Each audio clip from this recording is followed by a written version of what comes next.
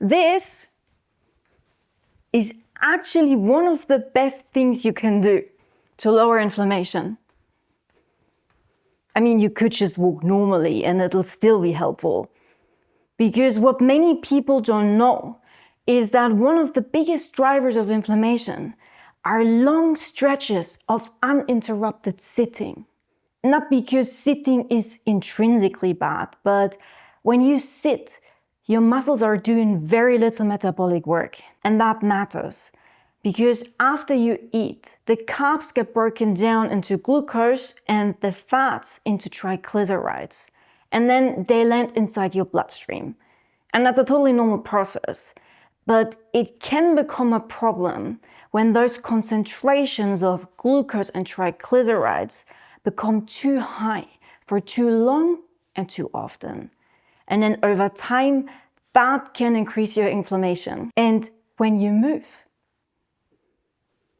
your muscles actually help clearing your bloodstream from glucose and triglycerides. And pretty much any activity will do. You could also just do the dishes, or mop the floors, or vacuum, do some dusting, or fold the laundry. Whenever you contract muscle or activate them, they go to work and help clearing the bloodstream from glucose and triglycerides. And the bigger the muscle, the more effective this is. And that's why anything that involves your legs is the most effective. Simply because your glutes and your quads and your hamstrings and your calves are big muscles compared to your biceps and triceps and abs. Now they're kind of small muscles. So when you walk, or a little more enthusiastically, engage more muscles, or do air squats,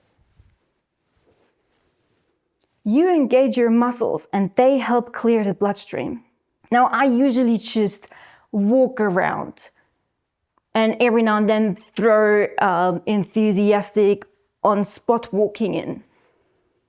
And I do this throughout the day whenever I remember. Usually when I get up to get a glass of water or go to the bathroom or to the kitchen, then I just keep walking for 3 minutes. But after I eat, I do this systematically.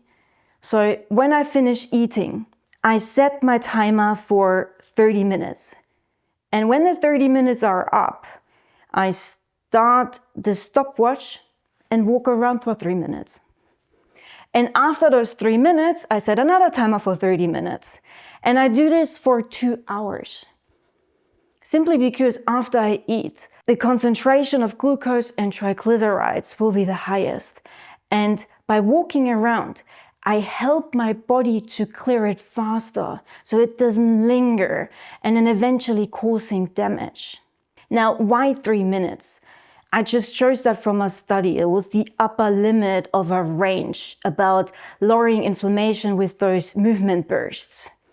But in different studies, they use different timings. So in some, they asked participants to move for 100 seconds every 30 minutes. In others, they asked them to move for 1 to 3 minutes every hour.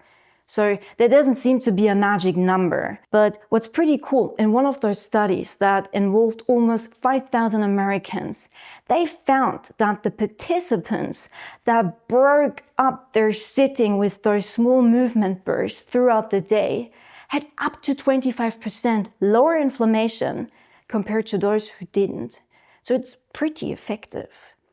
And you can do the walking anywhere, even in the office. I mean, go to the bathroom, to the kitchen, to the printer, and then just keep walking.